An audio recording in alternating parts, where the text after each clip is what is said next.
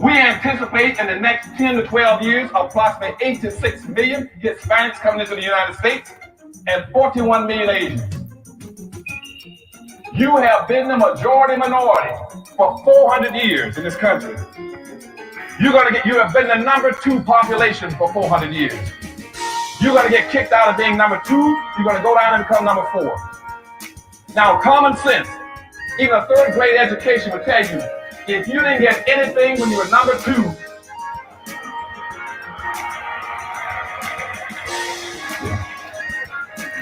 you all jumped ahead of me, but anyway, you can guess what you're going to get when you become number 4. President Biden, do you support reparations? Well, let me, since I haven't spoken on this, get a chance. Number one, the reason we're the country we are is because of immigration.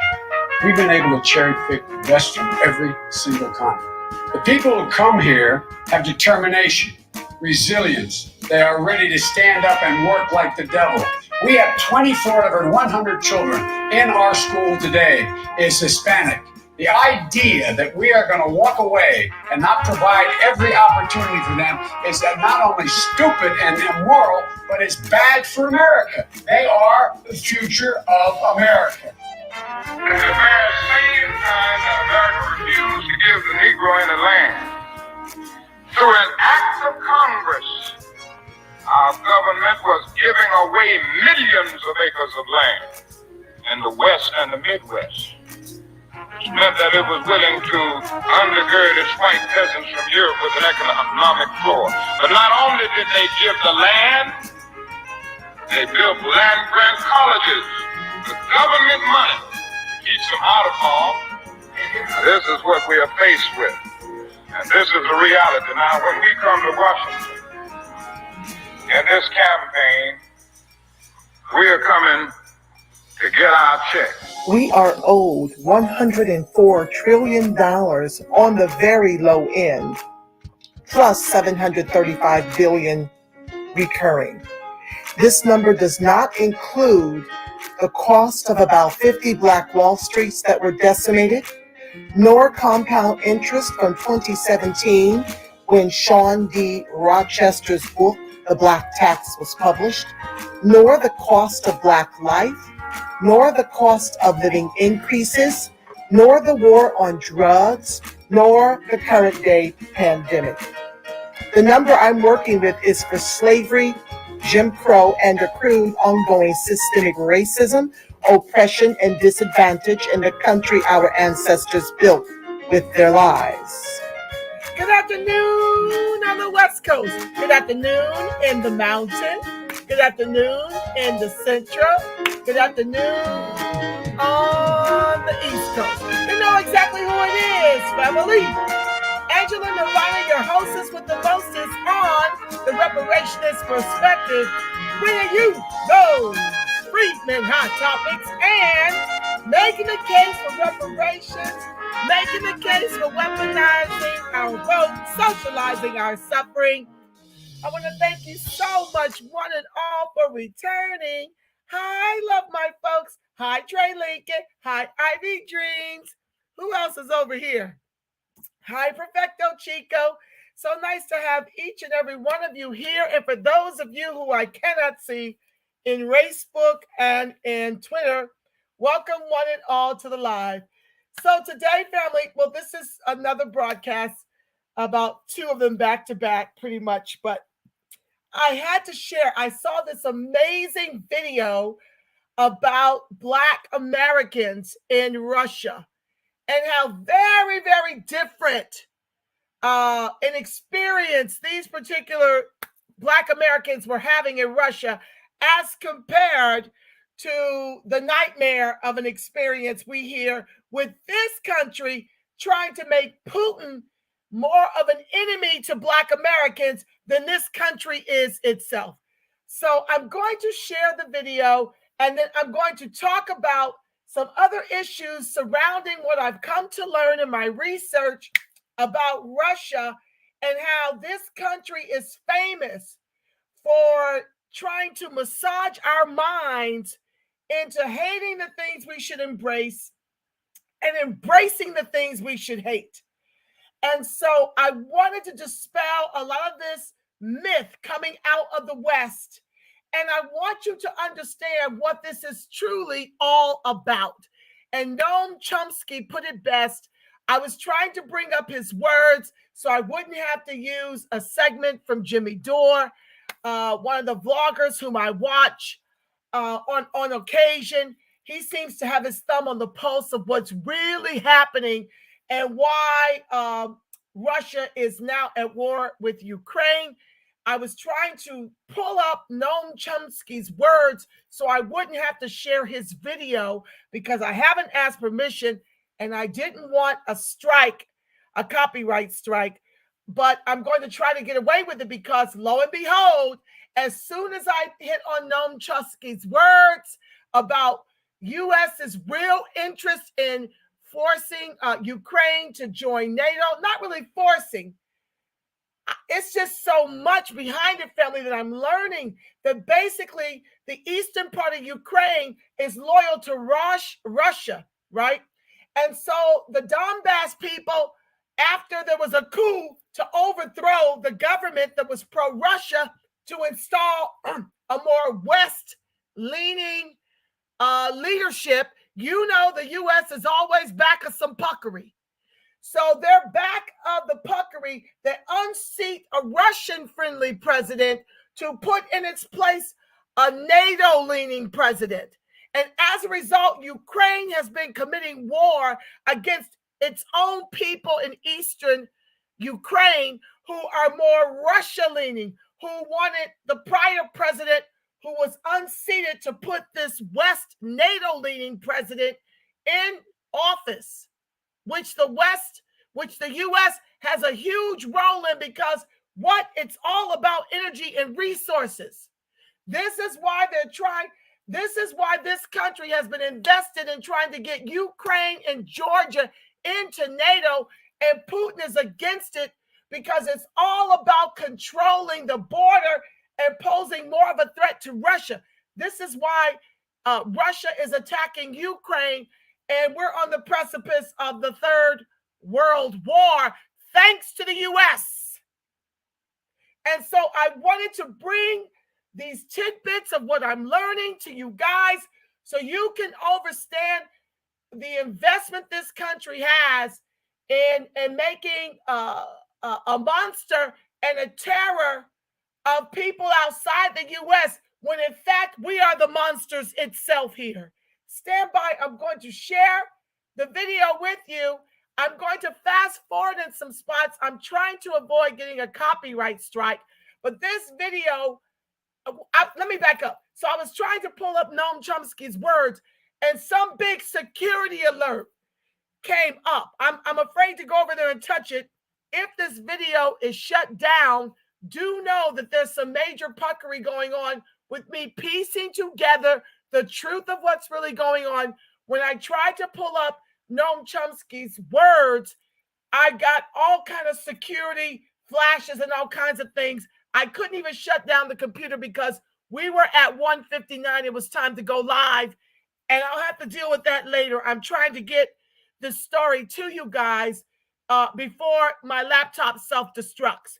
So stand by. Oh, be sure to like, share, subscribe, turn on your notifications.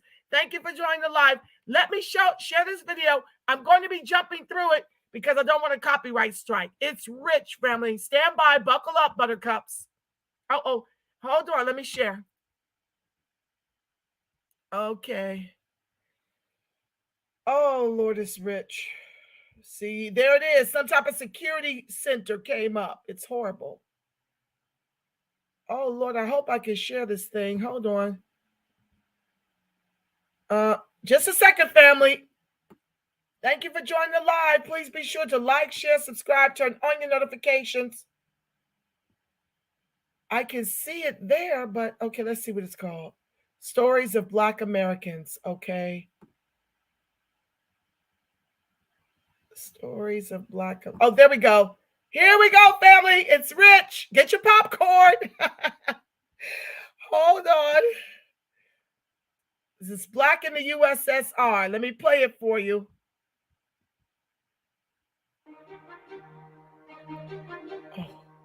Please.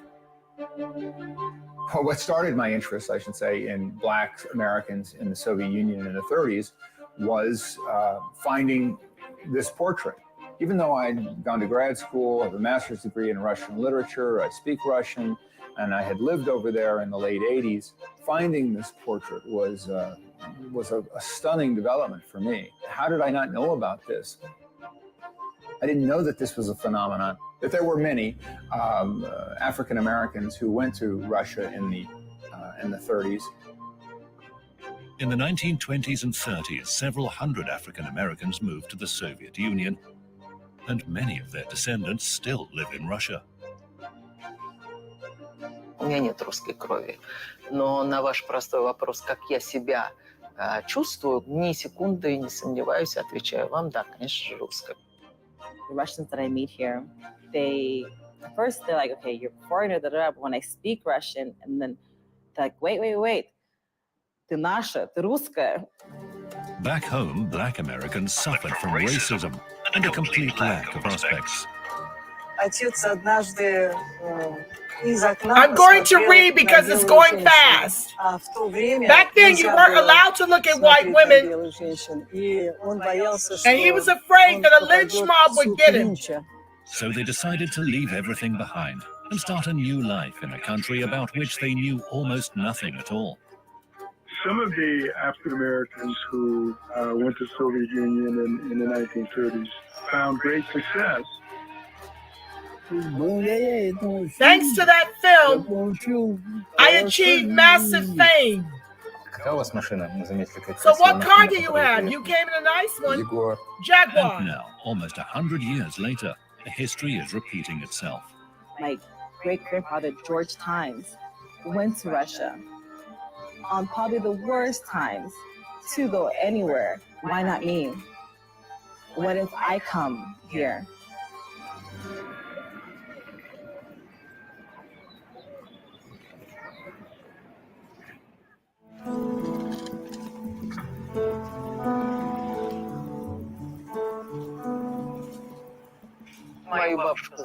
My grandma's name was Berta Alice's. And my grandpa was Oliver Golden. Grandpa was African American, a slave son. At that time, grandma decided to marry or tie her fate to grandpa. White girls marrying Black Americans was unheard of. И мои бабушка с дедушкой думали, что у них просто нет будущего как совместная пара в Америке. Mixed race couples were such an issue in the United States, I think, primarily because of the Jim Crow laws, of that intense hatred of African Americans. So this notion that you could mix was absolutely impossible for many whites to accept, and it was illegal in many states. Why did my grandpa's parents choose the Soviet Union? Well, firstly, they were enchanted by the ideas of communism and socialism. Secondly, of course, the thought of life in a country that knew no racism was very attractive to them. This is a new country being shaped, since it has a constitution that actually says that they're opposed to racial and gender and all different kinds of discrimination. My grandfather, George Times, is from Smithfield, Virginia, and he ended up in Russia in the most peculiar way. He was able to land an amazing contract with the Ministry of Agriculture in Russia, and he pretty much got on a boat and ended up in the Soviet Union in the 1930s. It's important to remember that this was the period of the Great Depression, and it was also a period in which the Soviet government was doing massive recruitment, people with technical skills. He graduated university as an agriculturist. There's no career moves, there's no jobs. And there's so much discrimination.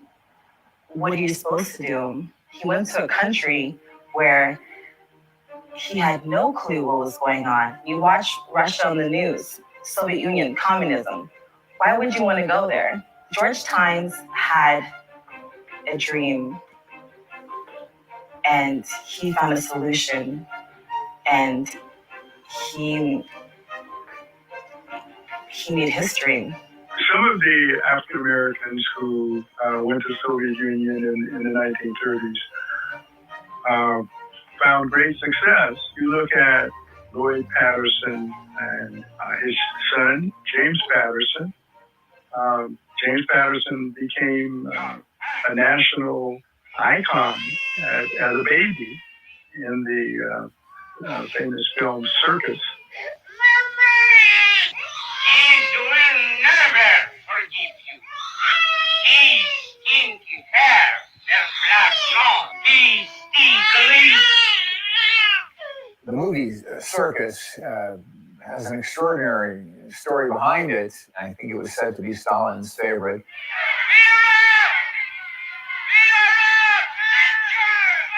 Oh, I can't resist. I'm just going to show it to you guys. A woman running from an angry crowd, threatening her and throwing rocks at her, and you realize that the bundle she's been carrying is her black child. This German impresario who, at the climax of the film, reveals the truth to the audience in the circus that she has a black child. And of course, the Soviet response is, so what do we care? We don't care if he's purple or polka dotted. And then little Jimmy is passed to various members of the audience who each sing him a lullaby in one of the languages of the Soviet Union.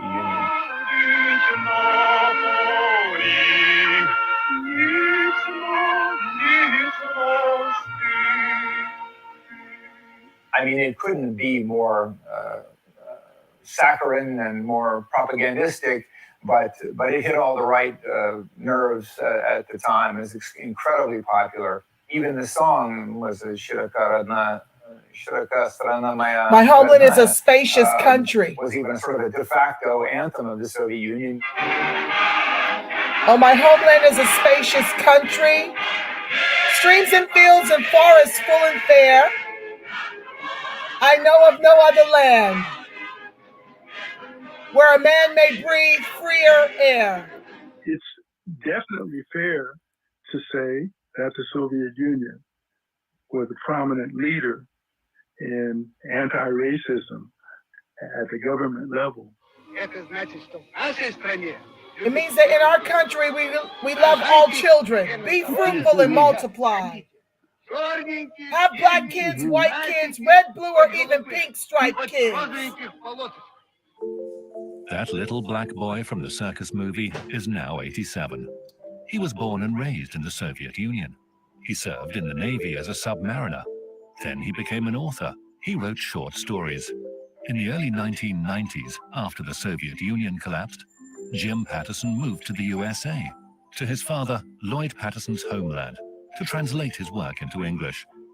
He now lives alone in a social apartment in Washington. That film, it made me. Thanks to that film, I achieved massive fame. Stalin knew me because he liked that film, The Circus. When we marched in front of the stands, Stalin recognized me in the line. Everyone else was white and I was quite dark.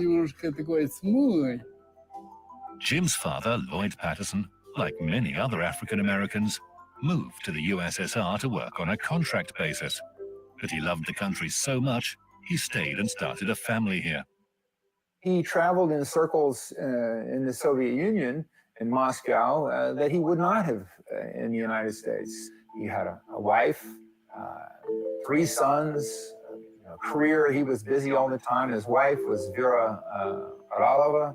She was a fairly well-known designer, stage designer. What he saw at that time, in 1932, in Stalin's Moscow, however strange it might sound now, he saw lots of opportunity there. Hundreds of roads and hundreds of byways are open to you.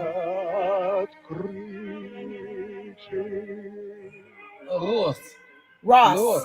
That's Ross, one of the Americans who came over with my father. My father, Robert Harry Ross Johnson, he came here in 1932. A political immigrant from America. He was in many films. By Mosfilm, the Gorky Studio, the Yalta Studio. Where are you from? From Kentucky, sir. What's your name? Tom, sir. Where did you work as Mr. Shelby's manager? Could have been a film actor in America then? At the time, I think not. I doubt it.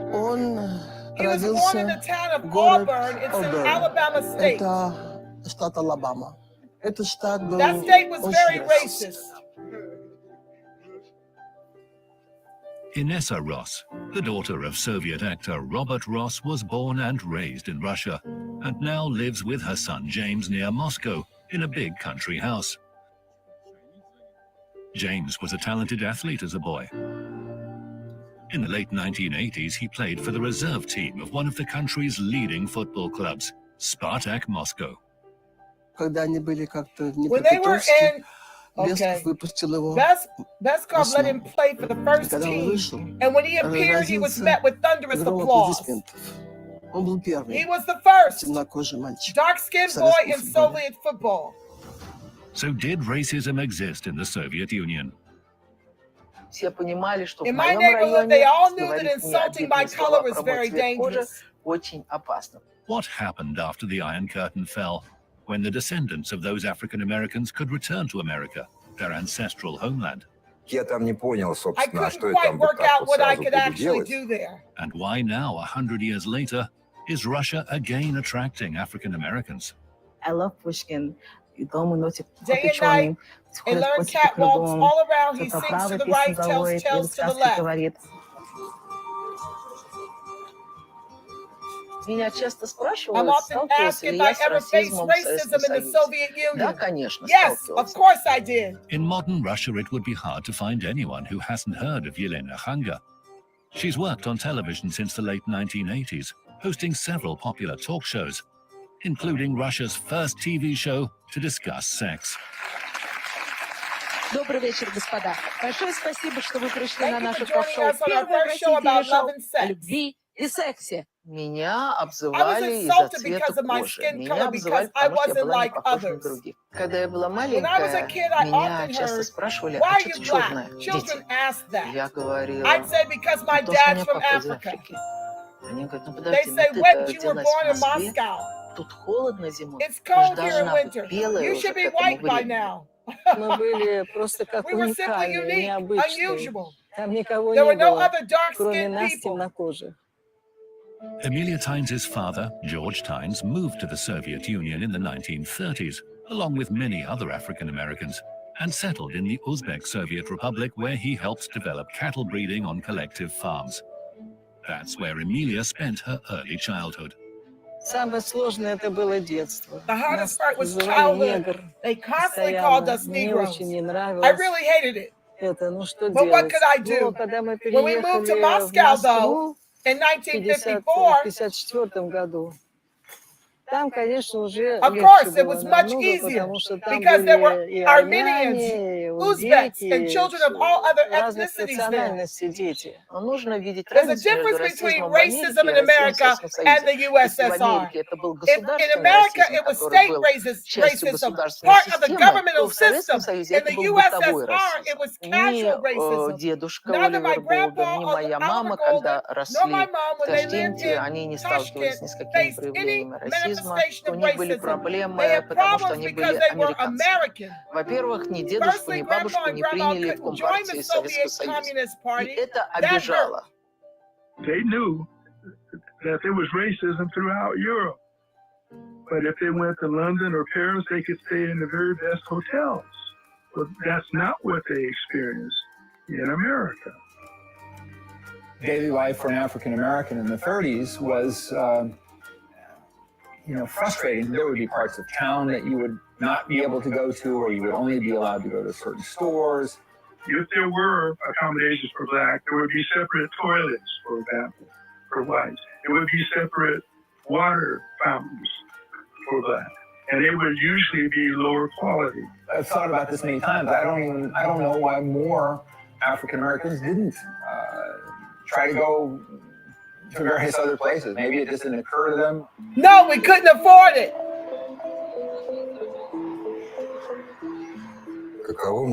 How was it for me in Russia with an unusual surname and looking different? Well, there were certain things, but I can't say it had a big impact on my life. Like not being accepted anywhere or told I couldn't do something or being dismissed in any way. When the Soviet Union collapsed, the descendants of those African Americans had the chance to travel and to see their ancestral homeland for the first time. George Tynes' grandson, Georgy Tynes, was one of the few who went to the US in the early 1990s. Mine were the first impressions of anyone who just come from the Soviet Union. Things there seemed to make sense and were all well organized. Good roads, affordable health care, and food in the stores. You could go out at night and buy a beer, something unheard of in the Soviet Union. То, что там такое количество темнокожих, да, это было неожиданно. Я увидел, что много черных людей ездит на дорогих машинах. Я увидел о том, что черная молодежь, так скажем, себя ведет довольно размутно, так же, как у нас тут ведет шпана. Почувствовал ли я какой-то вот возврат на историческую родину? Да, что-то такое вот было мимолетное. Какой-то трепет был, да, что вот эта вот земля, откуда родом мой дед. Но вы там не остались.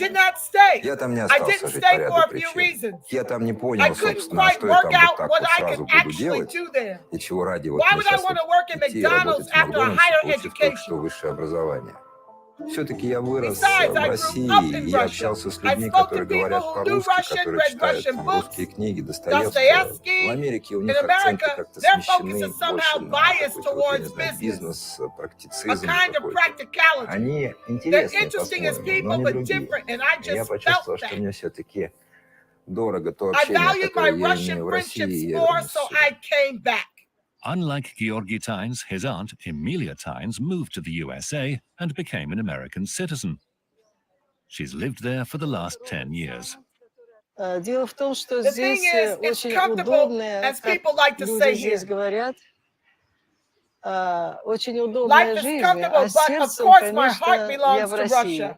Афроамериканская культура я не очень понимаю, а русская культура мне очень близка.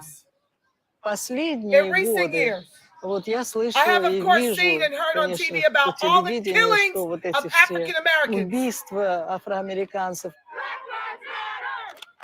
которые рождаются в Гарлеме, уже в самой бедной семье, конечно, вылезти из одного уровня в другой, это практически невозможно. Потому что образование... Мы здесь получили образование в Советском Союзе, причем нам бесплатно. Дали такую возможность. Сначала я учился в Московском институте управления, затем я закончил MBA в Российской академии народного хозяйства. Два высших образования. Вы сейчас находитесь в офисе компании, в которой я являюсь одним из акционеров, и в то же время я являюсь президентом этой самой компании. У нас средний бизнес. Миллиард рублей. $1 billion rubles? Yes, $1 billion. Какая у вас машина? What car do you have? You came in a nice one. Jaguar. У меня в Москве сейчас есть племянница Франсина. Интересно, она чем? Она родилась в Москве, уехала со своей мамой в Соединенные Штаты, там прожила практически всю свою сознательную жизнь. И вот сейчас решила вернуться в Россию. Why did I make up my mind to move to Russia? I wanted to leave a country where I was facing discrimination, racism.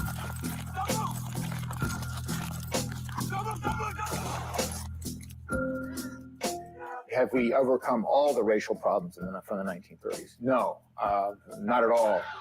And if you look at the recent events, it's all too frustratingly similar to decades past. There was a situation, I remember like it was yesterday. I asked for help from the police where it was like an emergency, and then I became the victim. I had 3 police officers grab me and just throw me down on the ground. And I had a bruise on my hand, bruise on my arms. I thought they were gonna kill me. I thought they were gonna shoot me. It was by 3 Caucasian officers. It was the worst experience of my life that I probably do not want to ever live again. I was so shooken because I grew up in a normal Russian Orthodox family. You know, we're not gangsters. You know, no one has a gun. We don't have any hoodies. I thought the police was there to help me. Why aren't they helping me? It's history that's repeated itself over and over and over again, and it hasn't been fixed. When my great-grandfather George Times experienced that discrimination, during the Great Depression, Civil Rights Movement, it's the same thing, just in a different version.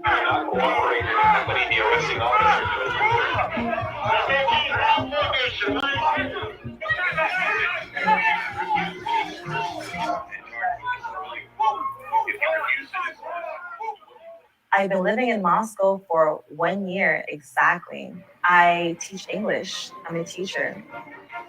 I feel free in living in Russia because in Russia, no matter what time it is, I can walk outside and I'm safe. We're sitting outside the metro, in this little benchy area. I remember the 2 police officers walking towards us, and my heart's beating fast, like boom, boom, boom, boom, boom, boom. But why? Because, living in America, you see police, you're traumatized. And I was like, when to talk, I'm scared. And then she's like, oh, my friend just moved here from America. She's Russian. He's like, really? 5 minutes later, that same police officer comes back with the biggest bouquet of flowers, a stranger, and tells me, welcome to Russia, you belong here. I do belong here. It's a piece of me. And the more I'm here, the more I see that I'm not going anywhere. The Russians that I meet here, at first they're like, okay, you're a foreigner, but when I speak Russian, and then, wait. Ты наша, ты русская. You're ours, Russian. My grandpa saw tennis as a symbol of prosperity, a symbol of success. Something white people did with their well-off children. So he wanted his child to do all the things that rich white people did. So what do you think I did when my own daughter was born? When she was 5 or 6, I took her to a tennis school. She balked, don't want to. I said, if grandpa says it, you will.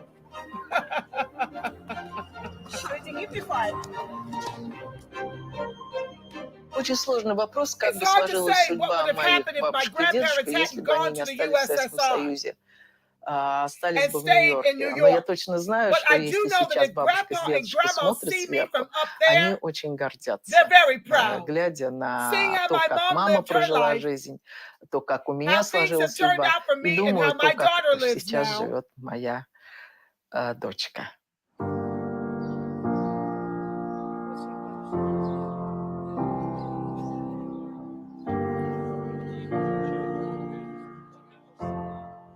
We're children of colored people. We were born in a Soviet country. And we're happy that we have at last found our homeland. We love and we cherish our homeland. There's nowhere we feel as free. And if we're asked, we'll say we need no other friends. May the whole world know we have found freedom. We're the children of colored people. We're the children of a Soviet country.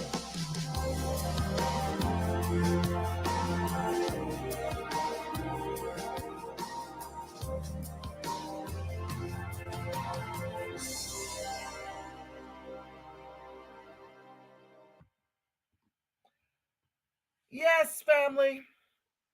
So I just need to help you guys see beyond the puckery of the Dixiecrats, of the repugnant clans who are trying to convince you that Russia is the enemy, when in fact the truth of why we are at war is this reason. Stand by.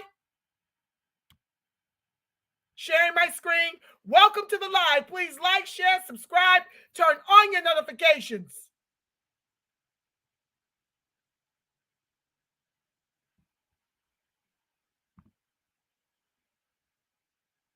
(2014 at least).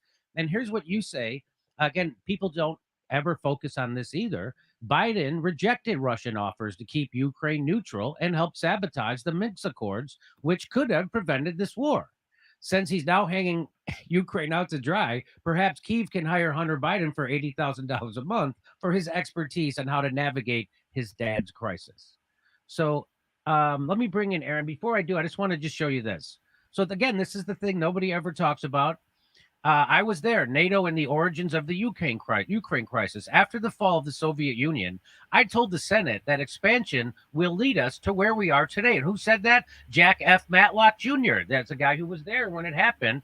And he says Putin's demand is that the process of adding new members to NATO cease and that Russia has assurance that Ukraine and Georgia will never be members. President Biden has refused to give such assurance, but made clear his willingness to continue discussing questions of strategic stability in Europe. Meanwhile, the Ukrainian government has made it clear it has no intention of implementing the agreement reached in 2015 for reuniting the Donbass province into Ukraine with a large degree of local autonomy.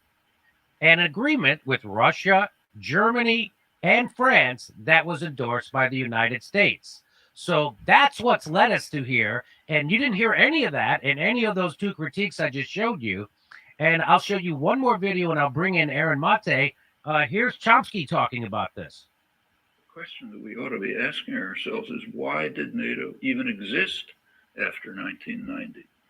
Throughout the whole history of the Cold War, we were told NATO is necessary to defend Western Europe from the Russian hordes, okay? No more Russian hordes. What happens to NATO? It expands, okay? It expands to the east. Its mission changed. Its official mission now is not to defend Europe from the Russian hordes. It's to control the global energy system. See, to control the global energy system. The U.S.-run intervention force.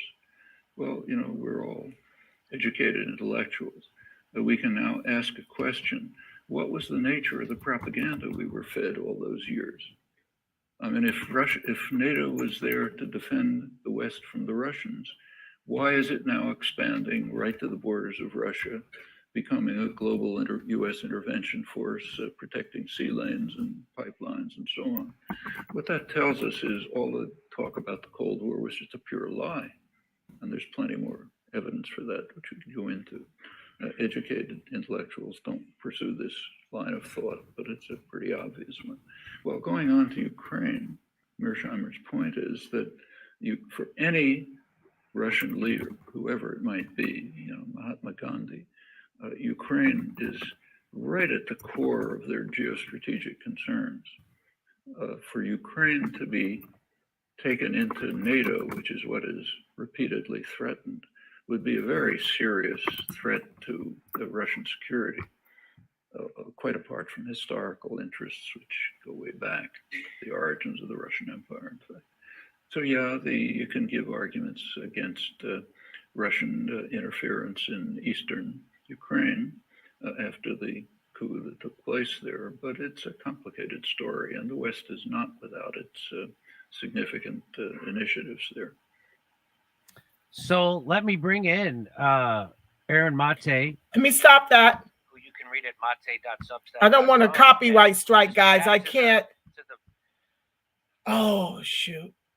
Let me close this. Oh, I finally got that closed, y'all. Ooh, that was crazy.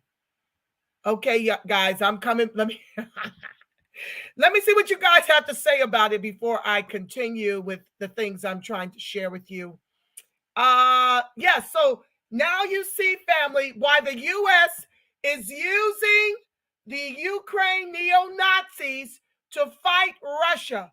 Now you see why the Dixiecrats and the Repugnant clans are constantly trying to make Putin more of a monster than they themselves are. It's all about controlling the global energy system. And they need Ukraine and Georgia in NATO to accomplish that. And that is what Putin is fighting to circumvent. He knows the imminent threat that Ukraine and Georgia being a part of NATO has on Russia. Okay? Let's see what y'all have to say about it. Hi, Trey. Hi, Ivy Dreams, Perfecto, Chico, Trey Lincoln, Love My Folks, Satra Delby 360, Kim Mitchell.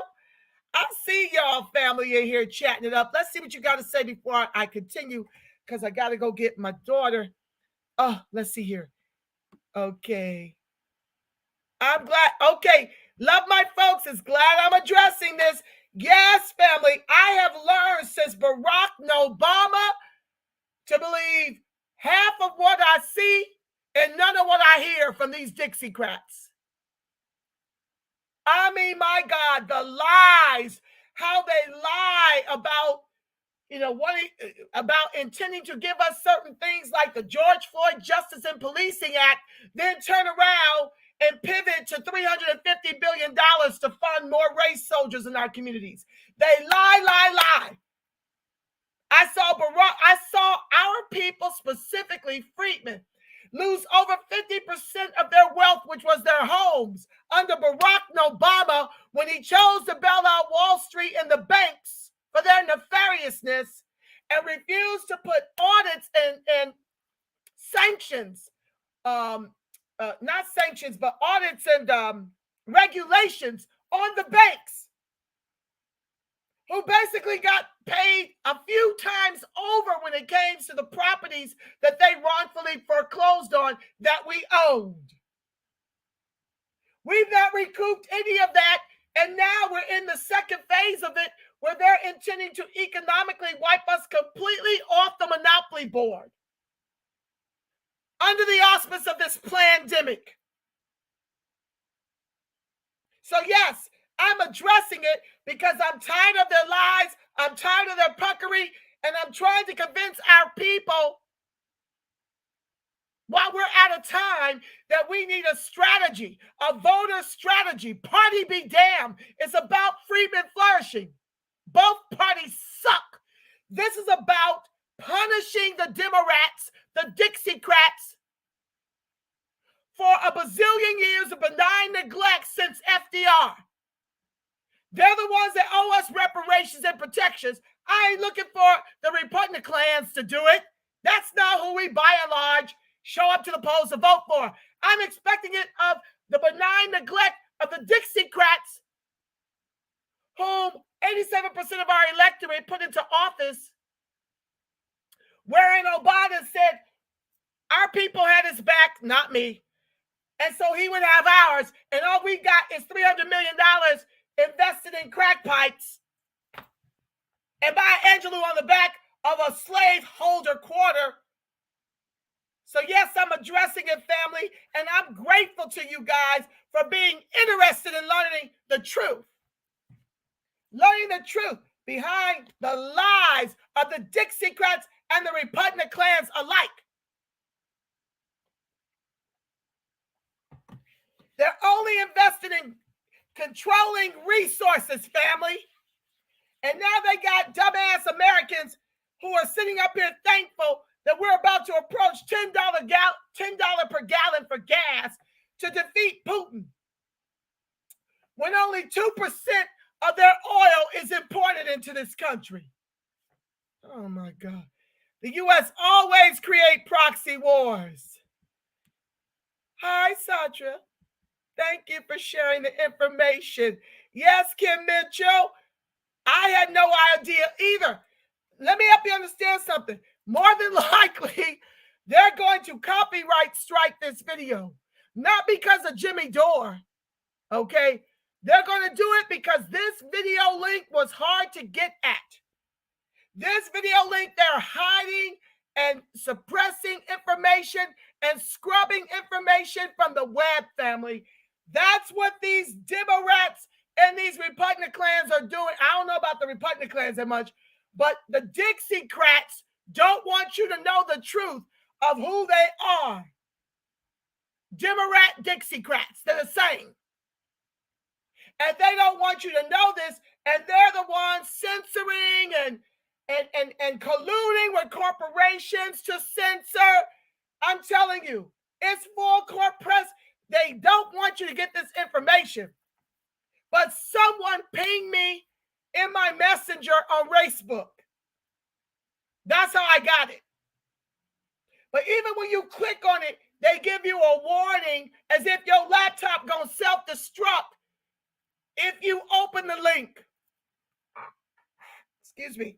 That's why I had to share it with you guys. I had to share it with you because when I saw it, I said, see, more Dixiecrat lies. Tried to make, it's not to say that Russia don't have racism, but they just explained it to you straight from their own mouths. And I have yet to see where we are. Well, first of all, there aren't as many of us there as are here. But I don't see any egregious, disproportionate imprisonment of Black Americans over there. I don't see reports of these soldiers executing unarmed Black men, women, and children for simply being Black.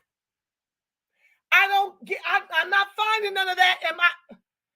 I doubt that they would scrub that. So you can't believe these white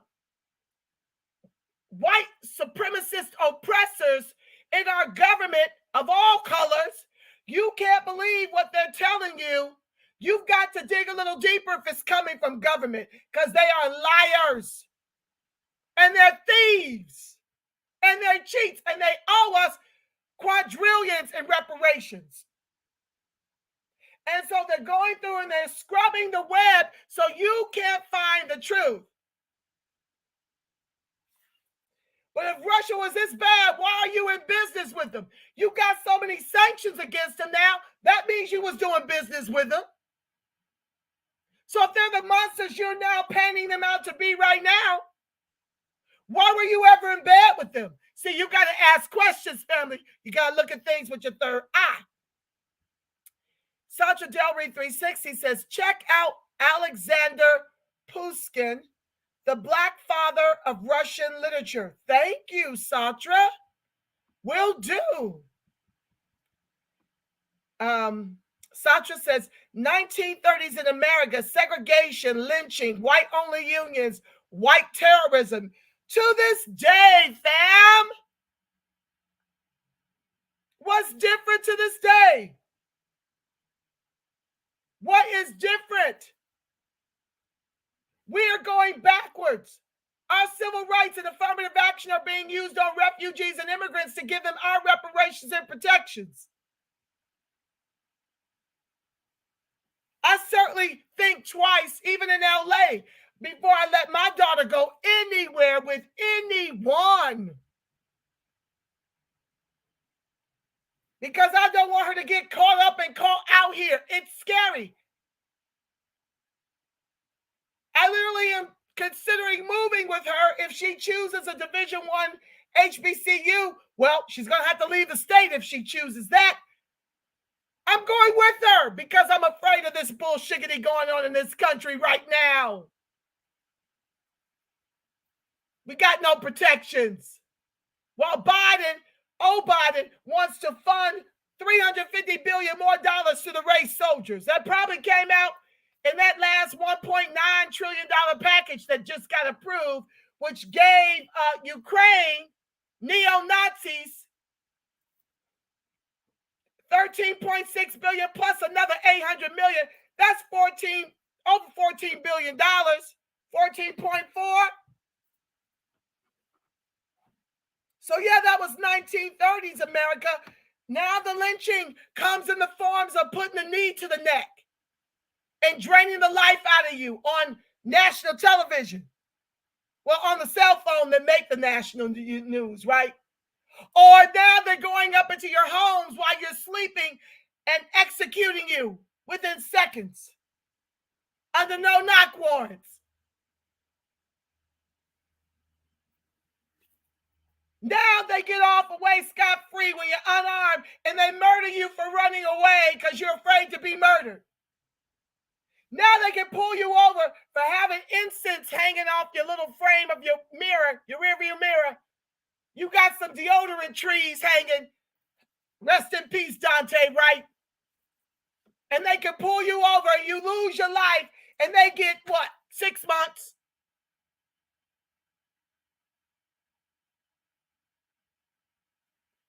There are no unions. We have no protections. There's very, very few unions in the country anymore. You can barely get work. Highest rates of unemployment and underemployment. Highest rates of homelessness. Highest rates of prisoners in detention centers and the private prison industrial complex. Highest rates of foster care. Highest rates of abduction.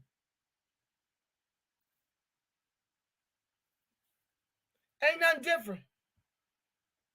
That's why the sister moved back. Remember in the end, she moved back to Russia because she went to the race soldiers, the glacier donkeys, for help, and they threw her on the ground. She was traumatized.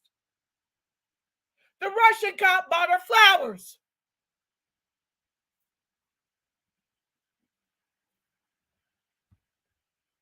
There's a growing expat or American immigrant community. I don't blame them, sis. I've thought about it myself. I've been looking at homes in South Africa.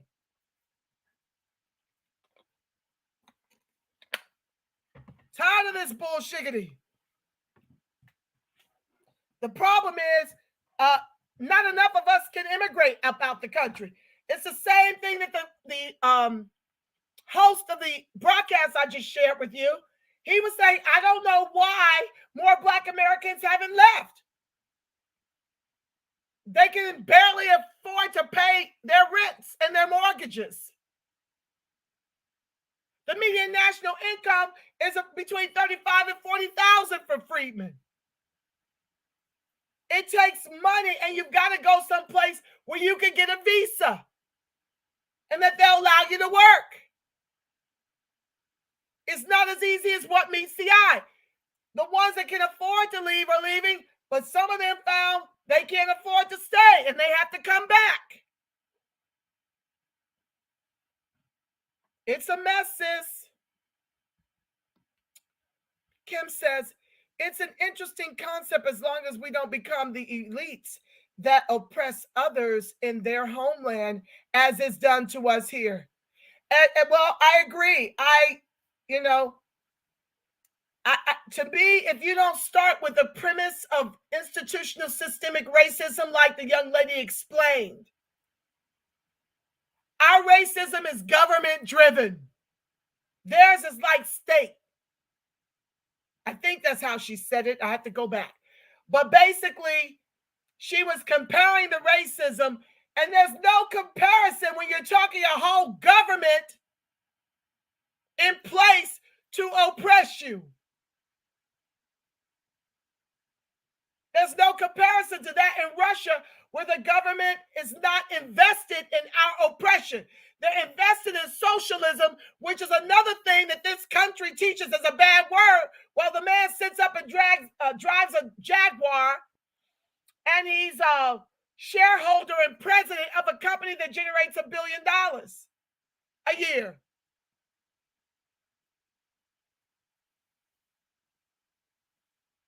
So, I'm not trying to paint them out like they're not racist, but I heard it directly from their mouths what the deal was.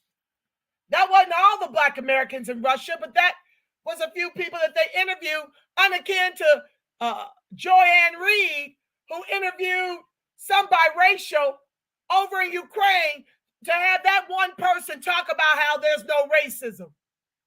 I don't know if y'all saw that one. But as the Africans have been showing the horrors and the terrors under those neo-Nazis trying to get up out that piece, Joy-Ann Reid is trying to give them cover and bringing on mulattoes to talk about how there's no racism. He's won to hundreds of videos I've seen. So I don't really see it being that over there, because they don't seem to indict you for being black in Russia like they do here in the U.S. The United States of America with 3 Ks. I don't know. I wouldn't be going nowhere white. I would be seeking to go to a non-Western African country like South Africa, because the West is who sold us into slavery. I've got no interest in going over there, continuing to be used as a resource, akin to how they sold us into slavery. I would be seeking to go any place else in the continent, but not West Africa for those reasons. Absolutely. Paul Robeson did always go to Russia, and they loved him, and he loved them. Thank you, Perfecto Chico. I'm glad to see you here too. Mr. D's News. Let's see. Welcome to the live, sir. They sure didn't do a study on giving money to Ukraine. Funny, isn't it? Come on, Mr. D's News. No, sir. I ain't seen a study to give our reparations to illegals, to give it to Hispanics, to give it to Asians, to give it to Indians, to give it to Afghanistanians, to give it to now Ukraine. Nobody require a study but us. But see, that's another grift, family. Right now, they're pushing for Biden to make an executive order of an HR 40 that isn't lineage specific, and it doesn't include cash. We've been trying to decimate it, but they're close to getting quite the last couple of signatures, thanks to many in the reparations movement who in the beginning didn't know how harmful HR 40 would be to us. They want to make it non-specific, give it to all blacks, and not make it cash-based. So what keeps them from giving it away like they did our civil rights and affirmative action, if there's no distinction based on lineage? And what does that mean exactly? That you're talking class-based reparations, which don't fix freedmen. Their capitalism still makes us the permanent bottom caste when you do it that way. When you give Africans in particular, and even Caribbeans who are doing better than us, our reparations, if there's any cash, that is, say there was cash, you give them cash and they're already 1,000 times more wealthy than freedmen. Where does that leave freedmen, family? Still on the bottom as the anchor of this country's capitalism, right? That's exactly what they want. This is the same thing that happens when they want to pay off everybody's student loan debt. Why do white folks and immigrants making hundreds of thousands a year in income need to have their student debt waived? Why would they need that? Freedmen need it exclusively, period, end of story. But this is how they play with this kind of stuff so that they can grift and get us sheep walking to the polls. Sean King's dumbass wants black folks to cry for the Ukrainians. I won't shed a tear for white supremacy. You better know it. Like I said prior, you've got the KKK of the U.S. funding the neo-Nazis of Ukraine to try and defeat Putin. But the KKK of the U.S. ain't ready for that Putin nuclear war smoke. They playing with it right now at our expense.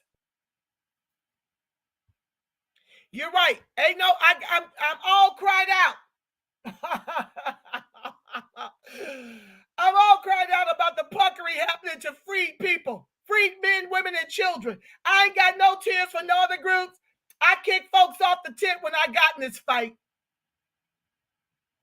And now friends and foes alike are mad with me for putting the gate up for freedmen exclusively. I ain't got no energy to carry nobody else's issues. Shirley Huzard, what's up, family? Yes. Thank you for being here, my love. Derek Askew, I see you, fam. Thank you for joining the line. As Shirley Huzard, when are you making more content midterms? Okay. Shirley, Herb Saint wants to see more content, family. I can't be the only one over here. You know Shirley's content is fire. Y'all got to check her out on ScrewTube. Shirley Huzard. Derek says, Jim Crow Joe got nothing for Black Americans but opening up the floodgates for the good little Nazis. Oh, yes, sir. To come up in our communities and gentrify us and murder us right about them. Oh, yes. That's exactly what they got coming for us. And Biden is letting Ukrainians into the borders here, and you already know they're going to get a bag with no study. You better know it, Mr. D's News. Yes. See, y'all so smart over here. Well, let me finish up these last couple things and put a ribbon on it that I want to expose. Let's see here. Okay, so like I was saying about Russia, they've actually got a relationship with Africa. So the Africans are staying neutral. The Africans are staying neutral. Now, why can't the coons in this country stay neutral? Dr. Harvey, Representative Meeks, and the coon out of Detroit who looked like he damn near 70 was in the military over here and now wants to go over there to fight for Ukraine as the white folks pray over him. Shirley says she's going to be doing a show soon. Yes, she's always got great content. Let's see here. So let me go over here and share before I got to go. Welcome to the live, my loves. Please like, share, subscribe, turn on your notifications. If you feel so compelled, bless the show. Bless the broadcast so that I can keep bringing you the reparationist perspective. Okay. We ain't got no sponsors. The Dixiecrats nor the Republicans are sponsoring my perspective. As bad as I talk about them, that shouldn't surprise me. But anywho, I digress. So now the many African countries are staying neutral on Russia's invasion. Well, they kind of cool with Russia. Let me go back. Hold on. Yeah, Russia's going over there, and instead of, they're looking to partner with Africa, not colonize Africa. Russia has been I'm reading from a different article because NPR is sitting up here. Well, I'll read you the NPR one. Oh, God. It kind of is slanted, though. I want to read this other one to you, and I'm running out of time. Oh, Lord, I shouldn't have crammed all these headlines into one little thing, but one broadcast.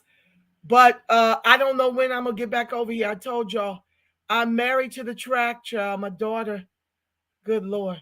Okay, so let's see here.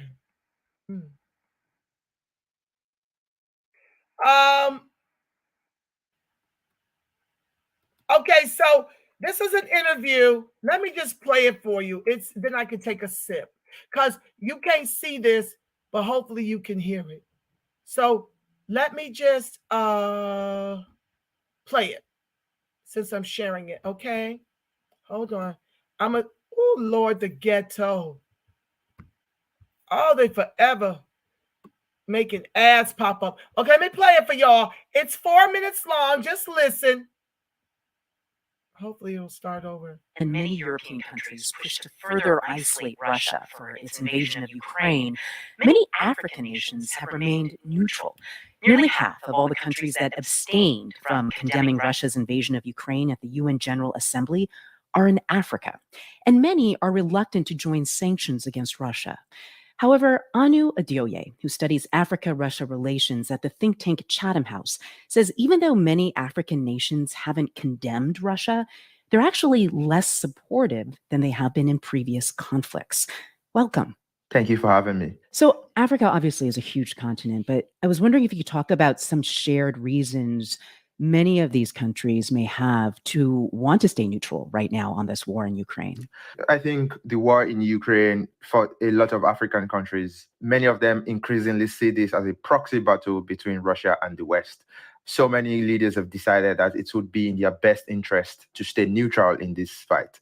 We also need to know that since 2014, Russia has deliberately tried to be more influential on the African continent. And I think that means it has quite a number of countries on the African continent that consider Russia to be a good friend and a good ally. And I think some of this also goes back to the Soviet era. If we look at the voting patterns at the UN, of the 17 countries that abstained, a few countries in Southern Africa received quite a lot of support from the Soviet Union during their fight against colonial and imperial rule. Interesting. So although you're identifying that there are several countries who regard Russia as a, quote, good friend, there has been some shift since 2014, right? Because 17 African countries voted to abstain from the UN vote this time around, as opposed to 26 that abstained when Russia annexed Crimea in 2014. So we know that more African countries this time around are condemning Russia's invasion of Ukraine. Why that shift this time around? Yeah, absolutely. Like you said, more countries decided to not abstain this time. If you look at the countries like Kenya, Lesotho, Mauritania, and Mauritius, and I think Kenya's position is instructive. In 2014, Kenya chose to abstain. And I think what this shift in position shows is that so many African countries have a much more lower tolerance from a full-on assault of a sovereign country. I mean, in 2014, what happened was Russia annexed Crimea and gave support to the Donbas regions, which to many African countries, that was only a territorial dispute. But now in 2022, a full-on assault against a sovereign nation is just a red line that so many African countries think that Russia has crossed. You know, almost every African nation has suffered some form of colonization or invasion or slavery at the hands of European countries in the past. I'm wondering, how do you think history plays into the way you see some African countries approaching Russia today? Right. There are people on the continent who see how Russia has been an imperialist power and think it should be condemned. But there are also people who see this as an increasingly proxy battle between the West and Russia, and have decided that since Russia did not play any part in colonizing Africa, people in Africa have decided that they will show support to the Russians. Well, let's talk about the economic forces at play here, because this conflict is already affecting various countries in Africa. Like, wheat prices are climbing there. If any African nations were to join the sanctions against Russia at this point, what further economic impact would you see? No African country has joined the sanctions regime. And like you said, the downstream effect of rising prices of wheat, for example, are already having effects in Africa. Joining any sanctions regime against Russia is going to hurt so many African countries. And we've seen that economies have been ravaged by the pandemic, by double-digit inflation. Anu Adeoye of the think tank Chatham House, thank you very much for joining us today. Thank you for having me.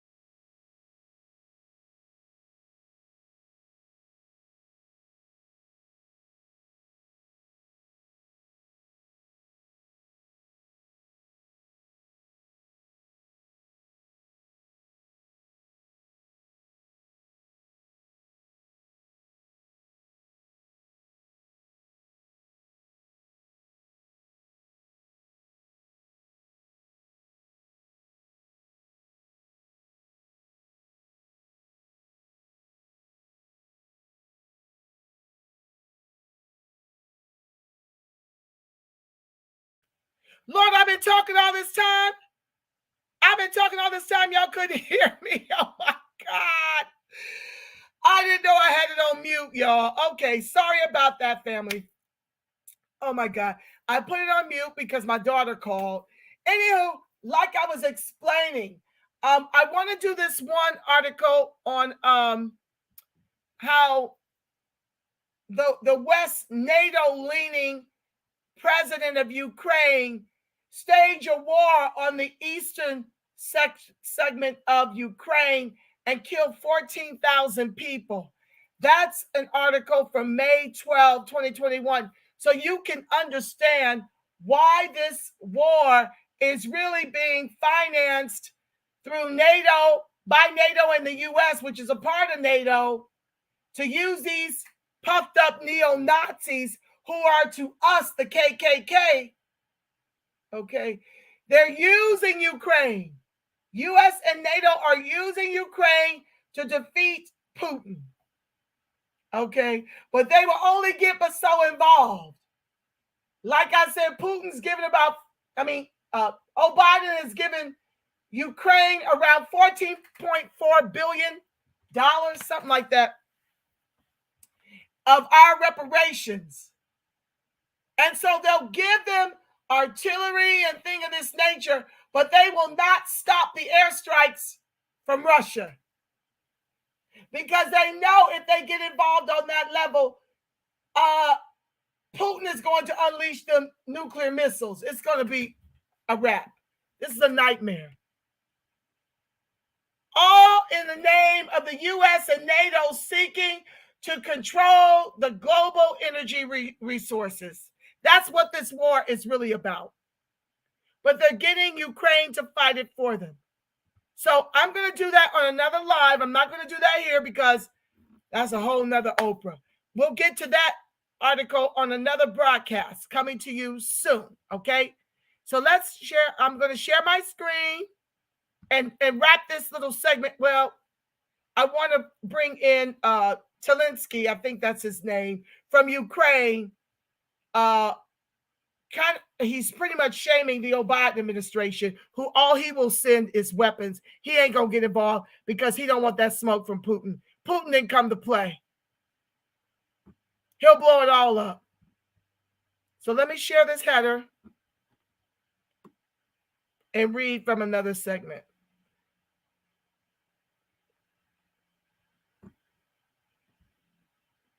Now, it appears to me, unlike Europe and China, who are seeking to colonize Africa, it seems to me on the surface that Putin wants to establish a partnership. We'll see. Let's dig into it. For my baby girl comes bounding in here. Her friend is driving her home, so I don't have to race. That's why I'm here this a little bit longer. All right. Russia has been aggressively pursuing its strategic objectives in Africa in recent years, securing a foothold in the Eastern Mediterranean, gaining naval port access in the Red Sea, expanding natural resource extraction opportunities, displacing Western influence. Displacing Western influence. Looks like Russia's trying to make an ally of Africa and promoting alternatives to democracy as a regional norm. Okay. Africa's tired too, huh? Africa, this is a theater for Russia's geostrategic interest rather than a destination itself, a perspective reflected in the means that Russia employs. Unlike most major external partners, Russia is not investigating significantly in conventional statecraft in Africa, i.e., economic investment, trade, and security assistance. Rather, Russia relies on a series of asymmetric and often extra-legal measures for influence. Mercenaries, arms for resource deals, opaque contracts, election interference, and disinformation. Partnership with whom? Russia's Africa-focused initiatives are typically concentrating on propping up an embattled incumbent or close ally. Khalifa Haftar in Libya, Faustin Archange Touadera in the Central African Republic or CAR, and coup leaders Colonel Assimi Goïta in Mali and Lieutenant General Abdel Fattah al-Burhan in Sudan, among others. Hold on. Pop-ups, just a second, family. To assess the future of Russia-Africa relations, therefore, it is necessary to be clear that the partnership that Russia seeks in Africa are not state, but elite-based. By helping these often illegitimate and unpopular leaders to retain power, Russia is cementing Africa's indebtedness to Moscow. Now, illegitimate and unpopular leaders,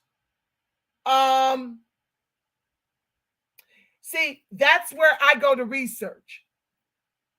I don't take these people's word for it.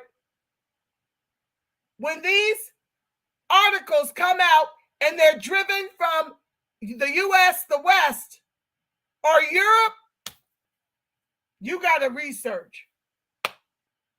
Because I told you earlier in the broadcast, this government loves to make an enemy of the things we should embrace while wanting us to embrace the things that are our enemy. So I'm giving this the side eye when they say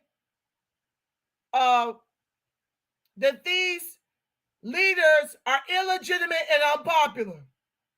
You see, this is how you get the murder, the execution of people like Muammar Gaddafi from Libya. If you didn't know better, you would feel satisfied like Hillary Clinton and Barack Obama, crooked Hillary and Barack Obama. Well, Barack Obama said he later regretted it, but it's too little too late. You were the president when she came to you with a recommend to execute Gaddafi. You could have said no. So stop your pandering ass now, because you still talking and we wish you would shut the hell up. That's what I wish. You got so much to say while doing absolutely nothing for Friedman, who elected you for 2 terms. So shut up already. Sick of his bullshit. Excuse me. Back to the text. I'm trying not to get animated like I tend to. And let me calm down. I can hear Shirley now. Don't blow a gasket. Okay. By helping these okay, I'm going past that because that's a lie. I don't know if that's the truth. Let's just put it like that. This strategy works for Russia, yeah, because this country's famous for calling people enemies to justify executing them. Now you've got entire slave trades coming up out of Libya now that Gaddafi has been murdered. By the U.S., no less. The man wanted to break away from our monetary systems and invoke his own, for he and all the continent of Africa. That's why he was taken out. The strategy works for Russia and the respective leaders who gain international diplomatic cover, resources to consolidate power domestically, a mercenary force, arms and revenues from resource deals. However, Russia's opaque engagements are inherently destabilizing for the citizens of the targeted countries, resulting in stunted economic development, human rights abuses, disenfranchisement of African citizens, the perpetuation of illegitimate governments, and social polarization. Now, see, I don't know if I believe all that, y'all. Once again, if they're writers from the West, I give it the side eye and go someplace and research. Through this model, Russia has been able to advance its objectives with limited financial and political cost. Accordingly, we can expect to see Moscow continuing to expand its influence on the continent in 2022. Focal points for Africa-Russia relations in 2022. Libya. Russia retains Wagner mercenary forces, former Russian Defense Intelligence troops, and military assets on the ground in support of its proxy, warlord Khalifa Haftar. Russia can be expected to try and steer the outcome of the postponed presidential and legislative elections with the aim of emerging as the principal power broker in this geostrategically important territory, with access to oil reserves and deep water ports in the Eastern Mediterranean and a permanent presence on NATO's southern flank.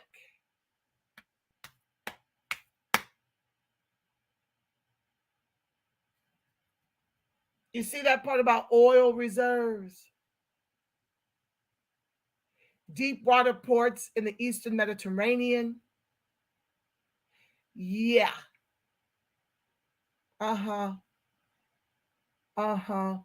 That's the golden ticket. What's the word I'm looking for? That's really what this is all about. This is why they demonize Putin. Oil reserves. Here we go. In the Sudan, Russia has been striving to gain naval port access in the Red Sea, especially Port Sudan. It also has long-standing ties to the Sudanese military, elements of the ousted Bashir regime, and gold trafficking net. That's a smoking gun. Those oil reserves. That's the word I was looking for. It just came to me. That's the smoking gun. Let's keep reading. So here, elements of the ousted Bashir regime and gold trafficking networks in the West, continuation of the military government in Khartoum provides a ready entry point for expanded Russian influence. In Mali, so gold was the thing I heard in the Sudan that would make this country want to demonize Putin and his relationship to Africa.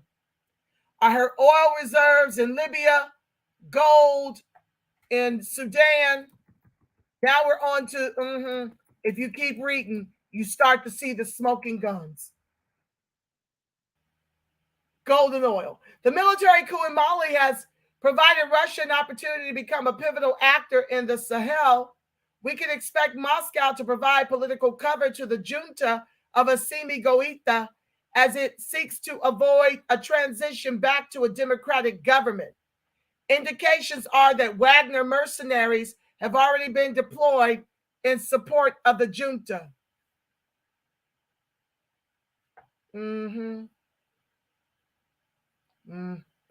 Guinea. So that's political. In Guinea, Russia has long been a patron of former President Alpha Condé, who had been a strong supporter of Russia's extensive mining bauxite interest in Guinea. Following Condé's ouster in a coup in September 2021, Moscow can be expected to refocus its diplomatic efforts on propping up the military junta of Colonel Mamadi Doumbouya in return for Moscow's continued political sway and unencumbered access in the mining sector. Gulf of Guinea, I'm almost done with this, y'all. Hold on.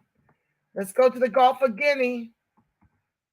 Having consolidated its position in the CAR in 2021, Russia is set to expand its influence in nearby Republic of the Congo, the Democratic Republic of the Congo, and Gabon in 2022. Moscow has been cultivating ties with leaders of all three countries with an eye on becoming a more significant player in the lucrative oil and mineral networks of Central Africa.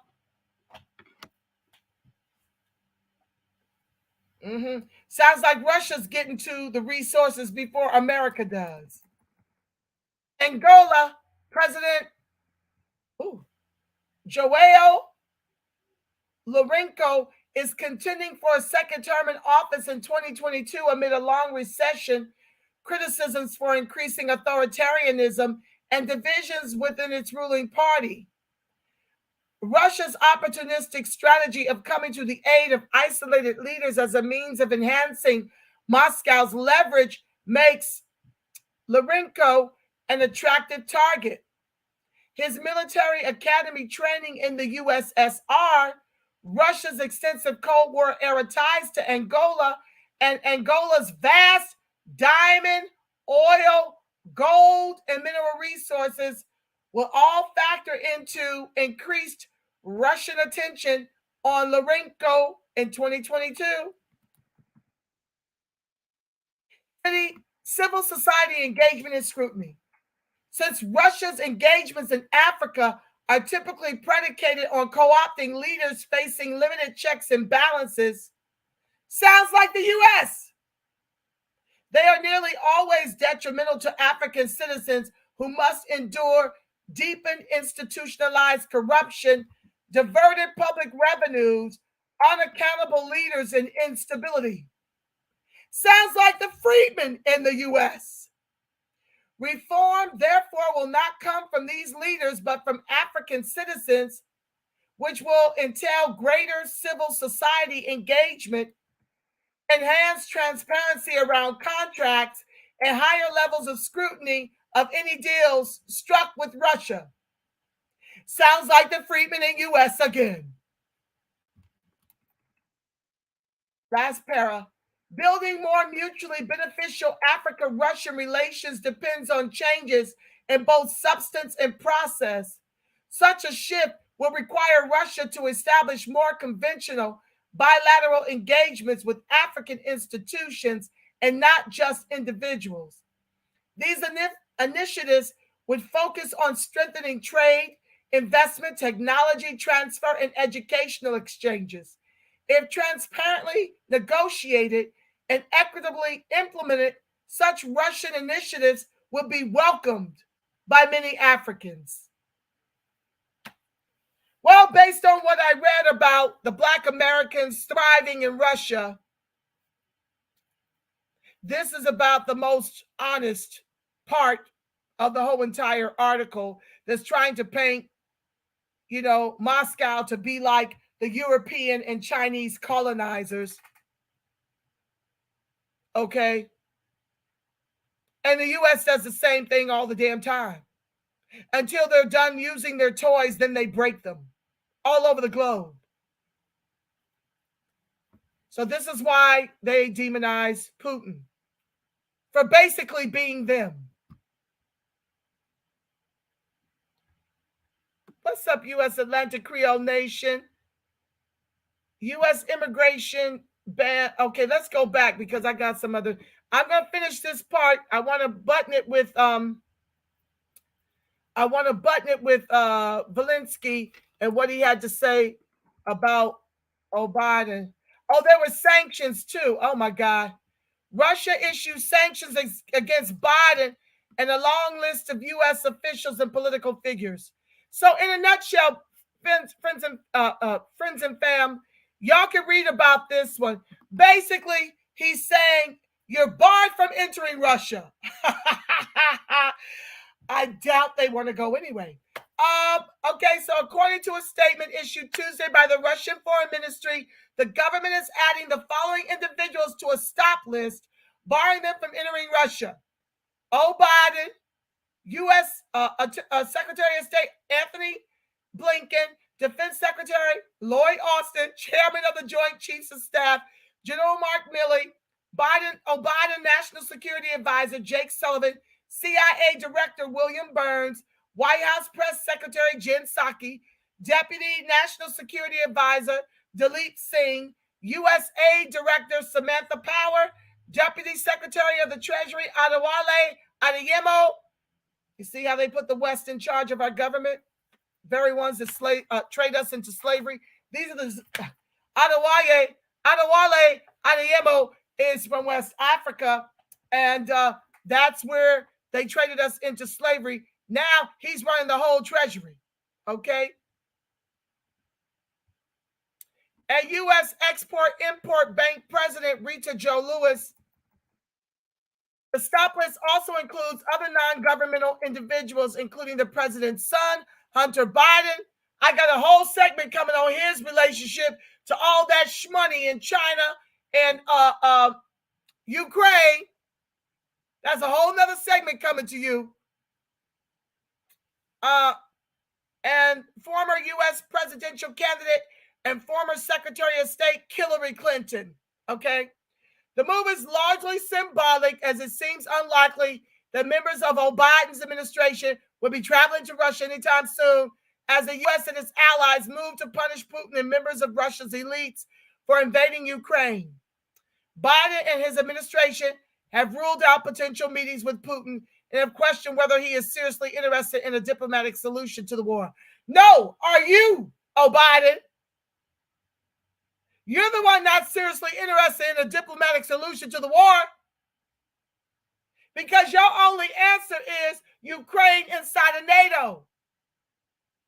Stop it. So I'm done with that one pretty much. That was a quick one. Let me get over here. I'm done with that. I was trying to share. Where's that article? Okay, let me pull. I must have lost that article. Let's pull it up again. Zelensky.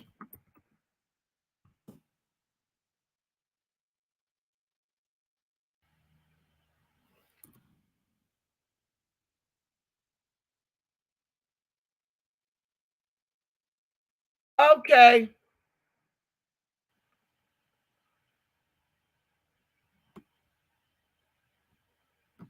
Okay, here we go. I don't know what happened to it, but you were asking the author of the 94 crime bill, Strom Thurmond's boy, to be peace. Zelensky invokes MLK as he tells Congress, I have a need, and begs Biden to step up and be the leader of peace, because it's been Ukraine's 9/11 every day for 3 weeks before playing heartbreaking video of Russian invasion. Hold on 1 second, family.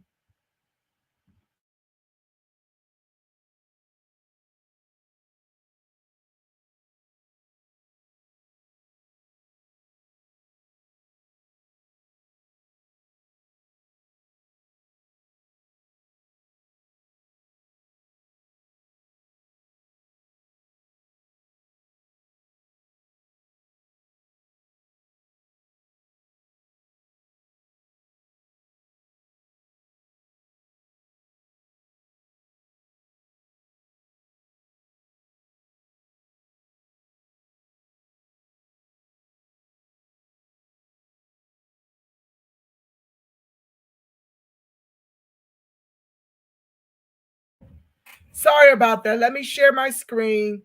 Welcome to the live, my loves. Oh, Lord, I done kept y'all all day. I knew I crammed too many headlines in this one broadcast. I know y'all's attention span ain't really what it needs to be, but y'all seem to be hanging in there. So this is my last one. I can't do everything about Russia and the Biden's administration all in one segment. It'll be 6 hours long. It's so much to share. So let me see. Do I have that right there? So let me make sure y'all can see that. Hold on. Oh, yeah, y'all can see it. Okay, so he's talking about it's been Ukraine's 9/11 every day for 3 weeks before playing heartbreaking video of Russian invasion. Zelensky told Congress to do more to defend his country and invoked Martin Luther King in rousing speech. He said Ukraine is going through 9/11 in Pearl Harbor every day and shared a graphic video of the invasion. Now, I don't wish death. This is me speaking. I don't wish death on anyone. Okay?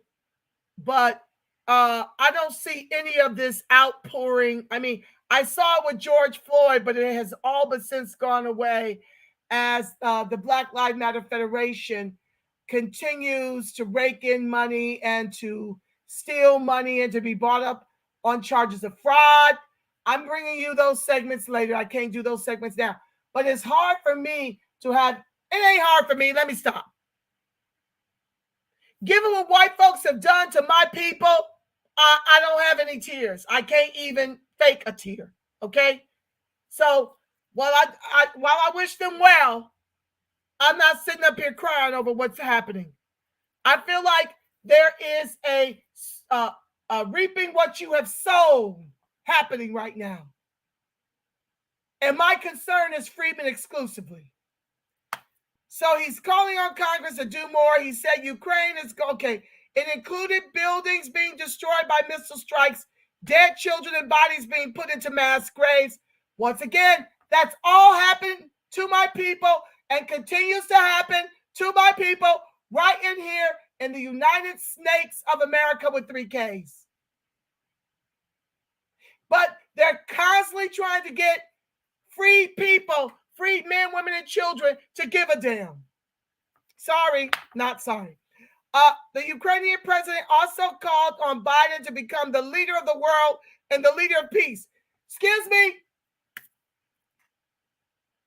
How are you calling on this country who that is drenched in blood and that continues to wage war on the very people who descend from the very ancestors who built the wealth all you Mickey Fickies eat from with their lives to be the leader of peace?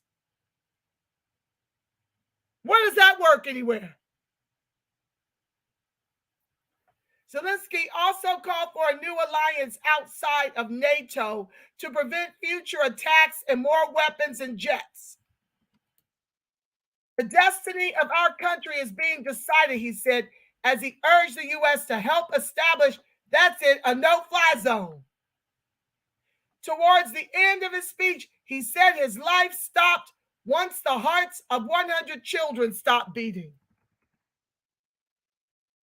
Let's get into it. I'm going to leave that up there and read from another tab, okay, guys? Unfreaking believable.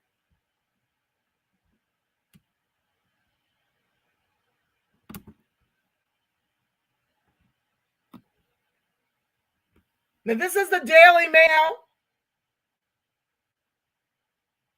in the UK that I'm reading from.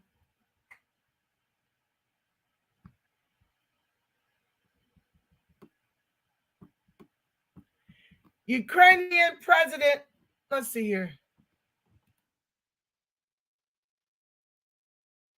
Volodymyr Zelensky said his country is going through its own version of 9/11 at Pearl Harbor every day since Russia invaded, and he urged the U.S. to protect his skies while invoking Martin Luther King and the founding fathers in a heart-wrenching speech to Congress on Wednesday morning. Isn't that bizarre that they always want to invoke Martin Luther King? This very Ukrainian president, his military will not even allow Africans to leave, pushing them off of trains, doing all manner of things, Talk about they white folks first. Poland won't let them have access.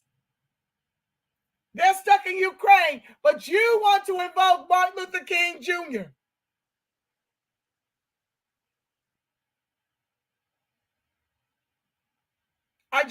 I have a huge disdain for this kind of puckery. I really do. He also confronted President Joe Biden and told him to become the leader of the free world, demanded more sanctions for Russia to stop the war machine, asked for fighter jets, and shared devastating footage of civilians being maimed in Kyiv as he called on lawmakers to do more to protect his country. They don't do shite to protect this country. They don't do shite to protect freedmen in this country. You don't get that you're being used? You and your neo-Nazi military are being used to fight Putin? While Biden and Europe supply you with the artillery? They've never given a damn about their own people. They give less of a damn about freed people whose ancestors built the wealth they eat from with their lives. I'm addressing the president. Biden, you are the leader of the nation, of your great nation. Huh? I wish you'd be the leader of the world. Being the leader of the world means to be the leader of peace, he told members in the sobering address to Congress. He is the leader of the world when he can use them. You know, like he's weaponizing immigration against freedmen to make us a permanent bottom caste in this country. Yeah, as long as it helps him and his fellow oligarchs in this country, he's down for that. But coming to your aid, who's going to fight Putin? If he comes to help you with no-fly zones, who's going to die fighting Putin? He ain't ready for that nuclear smoke. He knows that would cause World War III. You're being used, you Nimrod. He received multiple standing ovations from lawmakers during his appearance. Biden, for his part, gave his own speech after Zelensky's, where he announced $800 million more of our reparations dollars in military assistance package. He also, for the first time on Wednesday, called Russian President Vladimir Putin a war criminal. Ain't that about a blip, says the one who concocted stories about weapons of mass destruction in Iraq. Who's responsible for murdering Gaddafi. I could go on and on and on. You talk about war criminal. That's the pot calling the kettle black. I think he is a war criminal, Biden said to reporters at the White House. Zelensky also called for a new alliance outside of NATO to prevent future attacks and protect from Vladimir Putin's bullying, and invoked the civil rights leader MLK by saying, I have a dream. I have a need. I need to protect our sky. I need your decision. Exactly the same you feel when you say, I have a dream. Ain't this about a blip? Well, freedom been dreaming since we fought and won the Civil War that freed us. We've been dreaming of reparations and protections for over 400 years. Take a number, boo-boo. Your 40 million will be leveled before that happens. Because he might be stupid, but he ain't crazy.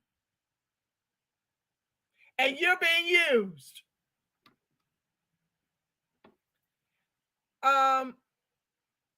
He included in his remarks a graphic video showing the death and destruction that Ukraine has endured. The images included the deaths of young children and mass graves for civilian and military casualties. Several lawmakers were in tears as it played. Yeah, that's what they want from the freedmen community. You got us mixed up. You've been at this shit for 3 weeks, bruh. We've been at it for 400 years.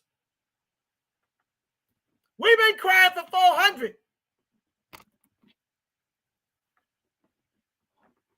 Zelensky repeated the plea he has made to countries around the world, including in addresses to the Canadian and British parliaments, to enforce a no-fly zone over his country. The U.S. and its allies fret such a move would escalate into World War III. You're damn skippy it will. He switched to English to make his dramatic final closing appeal, where he said the deaths of his country's children and the destruction Russia brought was making him lose the will to live. Yeah. That's something we as freed men, women, and children fight every freaking day in this country. Take a number. Being the leader of the means to be the leader of peace, he said in halting, accented English. Being the leader of the means, this is a typo, y'all. Forgive me. I am almost 45 years old. Today, when the hearts of more than 100 children stop beating, I see no sense in life, he added. It ended already. I'm addressing the President OBiden. You are the leader of the nation, of your great nation. It ain't that great, bruh. It ain't great for freedmen. It will never be great until it's great for freed men, women, and children. It will never be great.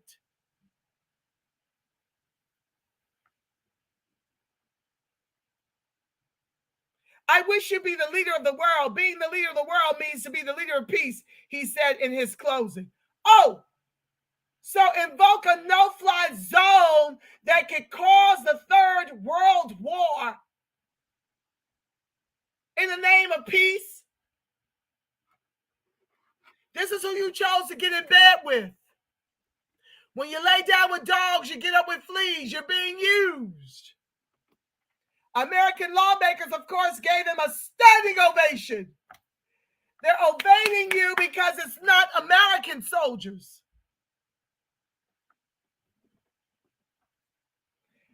Zelensky has been a personal appeal tour to Western nations as he tries to ramp up their response to Russia's invasion, using the power of his personality, appearing before lawmakers in green military fatigues with shades of stubble on his cheek. The Ukrainian president has pushed his country's cause. Aren't you the one whom they staged this entire coup for? When you lay down with dogs, you wake up with fleas.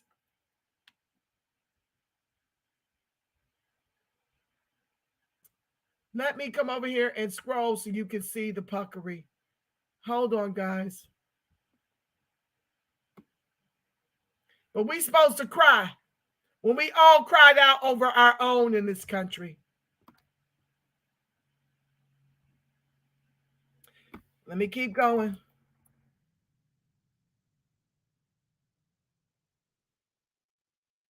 Oh. Hold on, guys. I'm scrolling.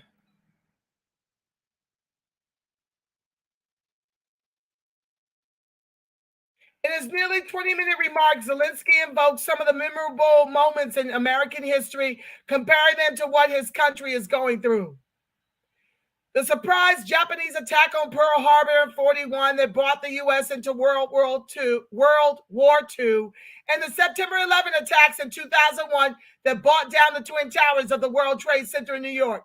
Now, allegedly, those buildings were imploded from the inside by our very government.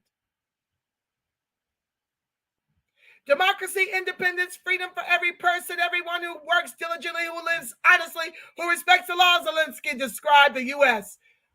You're lying about the U.S., bruh.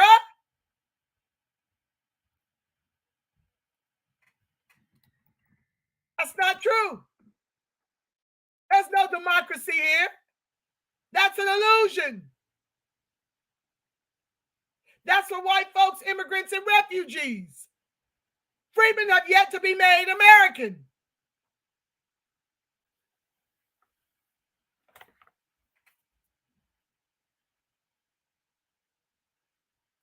We've been pulling ourselves up by our bootless straps, and we are still on the bottom, thanks to institutional systemic racism by our white, black, and POC oppressors.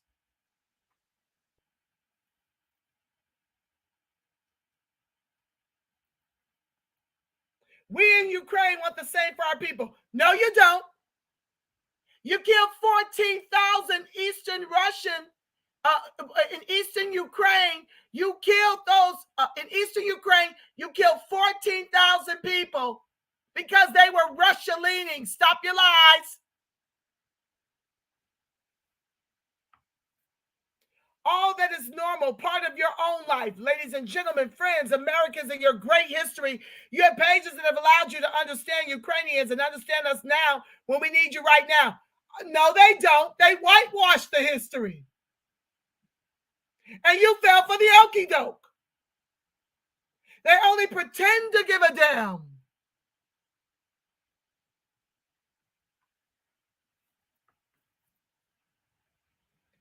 In the name of controlling global energy, you're being used as a pawn.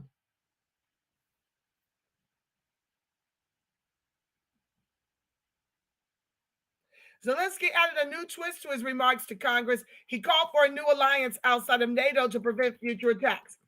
The destiny of our country is being decided, he told lawmakers, adding a plea to the U.S. We need you right now. I call on you to do more. Zelensky joined the body by live video feed streamed in the Capitol's CBC auditorium as the leader remained in Ukraine following Russia's invasion on February 24, 2022. The auditorium was packed with members of both parties. Many lawmakers sported a pin in the blue and yellow colors of the Ukrainian flag. Just as Zelensky was preparing to speak with lawmakers, Russian forces shot and killed 10 civilians standing in line for bread in the north-central city of Chernihiv, Ukraine. We are considering all available options to ensure accountability for any atrocity crimes in Ukraine, the U.S. Embassy in Kyiv said in a statement following the attack. President OBiden made his own speech following Zelensky's address. OBiden will head to Brussels next week for a hastily arranged NATO meeting to discuss the situation in the Ukraine. Y'all can't do this shite over a Zoom. During his remarks on Wednesday, O'Biden provided a detailed laundry list of a new tranche of $800 million more in deadly arms the U.S. is providing to Ukraine. And y'all not declared war against Russia? We're at war, y'all. We're going to give Ukraine the arms to fight and defend themselves through all the difficult days ahead, O'Biden said comfortably. That's me speaking, okay? O'Biden is my word. Comfortably is my word. O'Biden pledged as he faces pressure from Congress and from Zelensky to provide Ukraine with a means to defend itself. He also spoke in an unusual detail about the latest package of aid, which brings U.S. military assistance to $1 billion just this week. How much was spent on Afghanistan? Let me go over here and figure that out.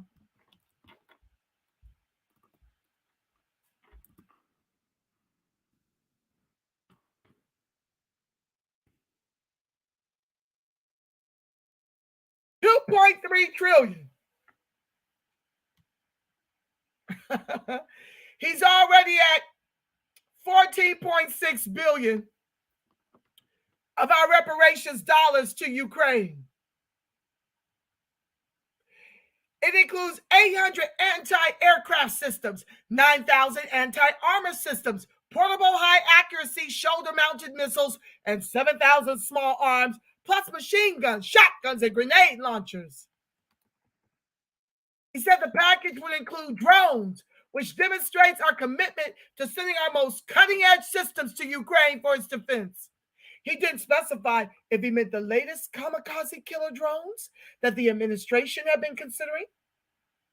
O'Biden said the package included additional longer-range anti-aircraft systems, which he described as coming at Zelensky's request. One thing O'Biden did not mention and didn't want to talk about were MiG fighter jets Zelensky is pleading for, and his administration has refused to authorize the transfer of. He didn't comment when reporters asked him about it. On Capitol Hill, Speaker Nancy Pelosi introduced Zelensky to the packed auditorium. Lawmakers gave him a standing ovation before he spoke a single word. The Ukrainian president was visibly moved, putting his hand on his heart and smiling in gratitude.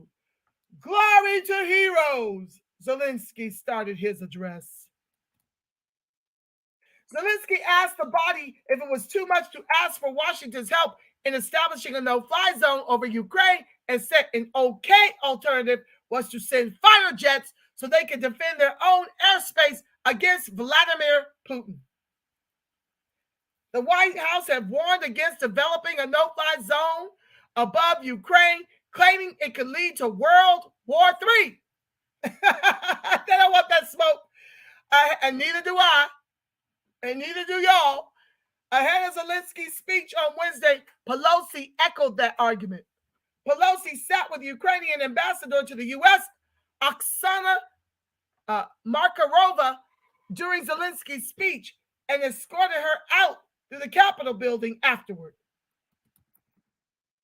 Senator Elizabeth Warren told DailyMail.com that the mood in the room was very sober and very supportive, claiming Congress is looking for the right ways to be able to support Ukraine. And Senator Angus King there was a collective holding of the breath in the room as Zelensky spoke. After the speech, lawmakers exited the auditorium in droves, talking quietly among themselves about what they heard. Reaction among them was split down the party line. Democrats were cautious in their words, tempering the desire to help Ukraine without going too far in pledging direct military assistance, which the Biden administration has worried could lead to escalation with Russia and World War III. Ooh, child the ghetto. I'm tired of that already. All right, y'all, let's see what y'all got to say about it, and then I'm going to pray us out.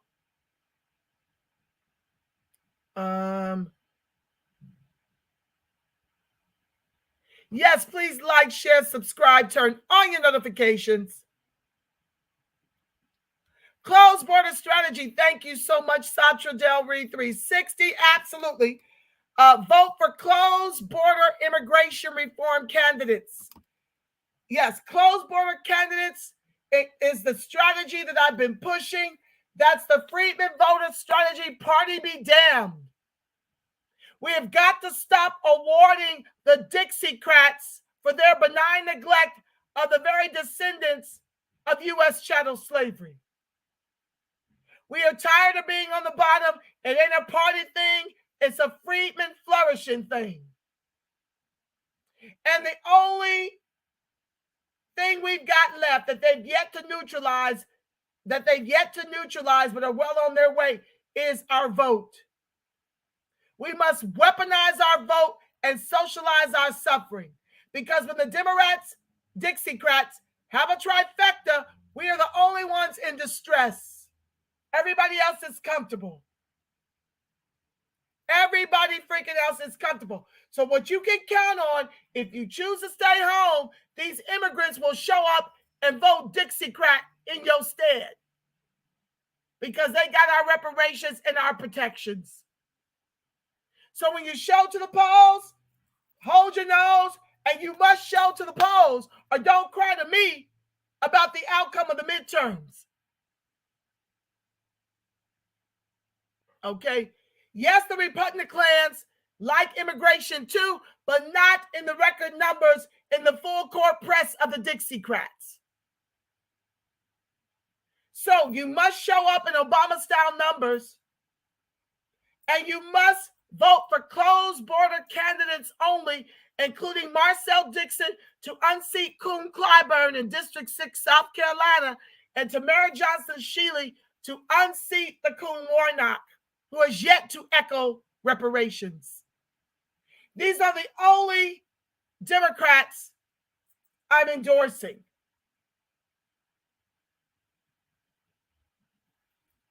The rest can kiss my acrobaca, my soda cracker, because they are participants and are paid to neglect the very descendants of U.S. chattel slavery, whose ancestors built the wealth all the Mickey Fickies eat from with their lives. Thank you so much, Mr. D's News, for the money blessing. Okay, so U.S. Atlantic Creole Nation, U.S. immigration ban, U.S. birthright citizenship repeal, the American Rescue Plan invests exponentially more money in Asian and Hispanic institutions. Thank you for that reminder. I've got to bring that article too. Biden gave HBCUs $2.7 billion compared to Hispanics $11 billion, and I think the Asians got $9 billion. I got to bring that one. Thank you for that reminder, U.S. Atlantic Creole Nation. Yes, he gave that money to them over us. Peace and power, Sister Nirvana. Much love to you too, fam. Hi, Tanya Princess. I see you, fam. Derek says, we're coming to get our check, honey. We got to put down the Democrat Dixiecrats first. We got to bury them for, it can't just be midterms. We're going to have to do this for a few election cycles, but guess who won't be the only ones in distress? Because Trump may not have given us shite, but he sure enough wasn't giving away to all these groups akin to the OBiden administration. Trust to believe that. He wasn't opening up these borders. That is, immigration is our most imminent threat. We've got to neutralize that. You ain't got no agenda coming. If you had agendas coming, you would have seen something other than the bottom of this Titanic as the anchor of the country's capitalism. As long as we've been voting blue, no matter damn who, not me. I stopped that bullshiggity with Barack Obama.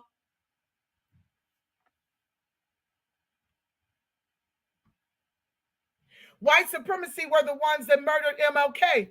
You better believe it. And you hear this leader of neo-Nazi military invoking his words about I have a dream. Don't that beat all? Mr. D's News also says, Biden gave the black community crack pipes and his ass to kiss. Don't forget Maya Angelou on the back of a slaveholder quarter. You're absolutely right. And we must make him pay at the polls. We must make all the Democrats pay at the polls come the midterms.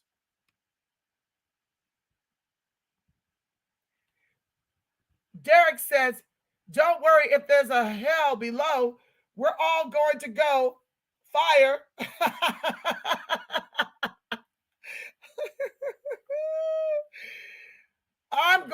Listen, I'm going to be in peace because I will have fought like you guys are fighting. We're fighting for the family.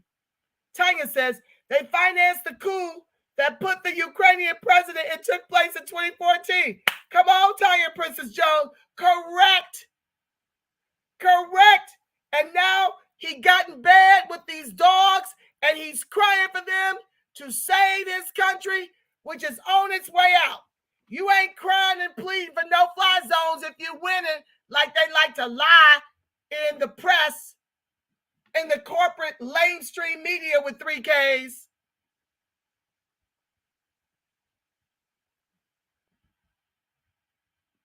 Tanya goes on to say, these people don't care about children or us here in America when we don't have health care through a global pandemic. Come on, fam.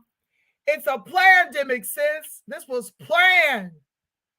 She says, Tanya goes on to say, America started the proxy war in Ukraine. Woo, this sister is always on point. She is so knowledgeable. Tanya says, they've been building up this Russian Putin boogeyman stuff for how many years now? Come on now. While in bed with him for business, for his oil, 2% of his imports. Maybe 8%. I don't know. It ain't enough to be justifying, $10 a gallon over here. That's what it ain't. You're absolutely correct, sis. She goes on to say, NATO's whole purpose was to align against Russia during the Cold War. Hoyton took it as an offense when the Ukraine was aligning with NATO. We need to keep our black asses out of this conflict.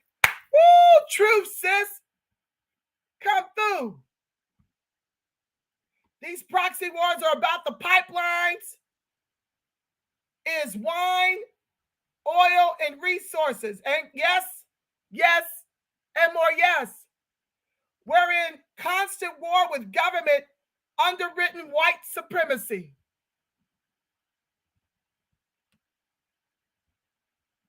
Wow, they just giving out reparations. Yes, they're giving our reparations away.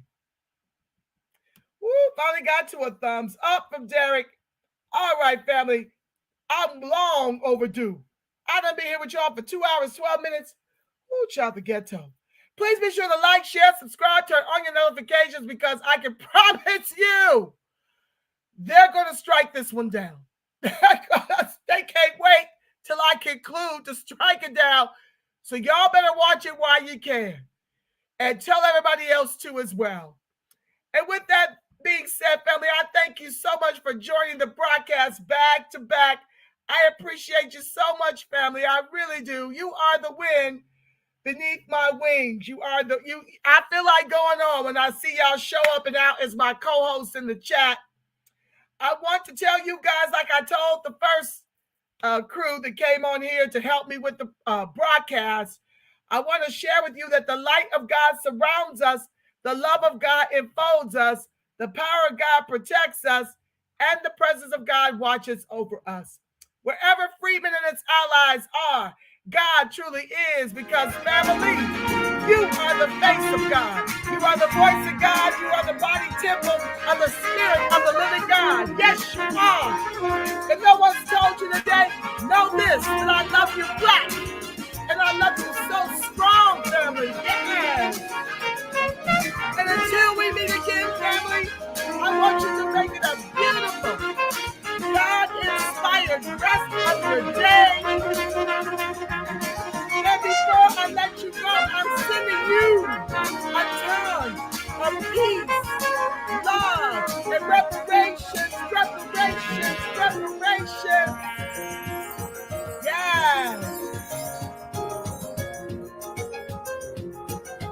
Yes. I'm out.